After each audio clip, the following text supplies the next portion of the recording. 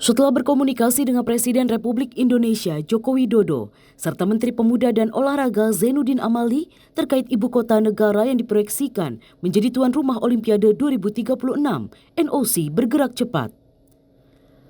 Lobi akan dilakukan pada IOC hingga anggota NOC dunia yang akan hadir pada ajang ANOC World Beach Games 2023, 5 hingga 13 Agustus.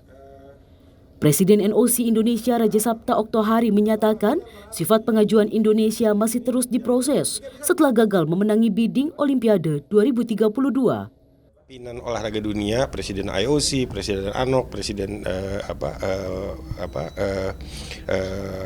OCA itu semuanya datang. Jadi all sport leaders semuanya bakal ada di Indonesia.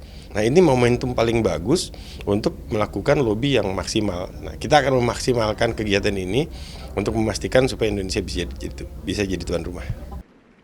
Pada 2036 Indonesia akan bersaing dengan beberapa negara besar.